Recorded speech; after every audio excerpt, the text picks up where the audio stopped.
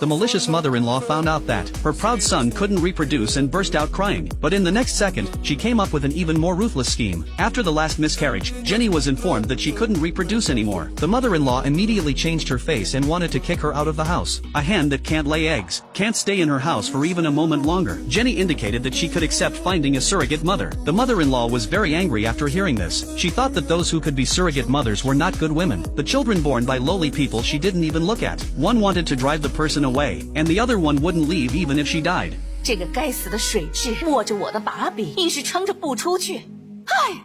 In the evening, the whole family sat together, all with false harmony. One was Jenny, who couldn't reproduce, who was like a leech that couldn't be driven away. The other one could reproduce but had a humble status. Carrie got more and more irritated as she thought. Looking left and right, suddenly a light bulb went off in her head and she came up with a plan. Since both the eldest son and the younger daughter-in-law couldn't reproduce, then they would use the younger son's sperm, and let Bella go for artificial insemination. In this way, the company would have an heir, and also be able to keep Sean's azoospermia a secret. Having a plan, she didn't want to wait a moment longer, immediately went to discuss with her son, and told him to let her do artificial insemination with someone else's sperm without telling Bella. But Sean couldn't accept that someone else's child would call him dad. Carrie threatened her son. What if Bella knew about this? Don't do things that you would regret. If he wanted to keep Bella, this was the only way. He was already ashamed that he couldn't reproduce himself, and using someone else's seed made Sean even more unacceptable. Carrie, having chosen this path, wouldn't give up. The next day, she gave Jenny a divorce agreement. Since she couldn't have children, there was no use keeping her. She couldn't just watch as her bloodline was cut off by others. Jenny didn't want to be kicked out of the house just like that and indicated her disagreement.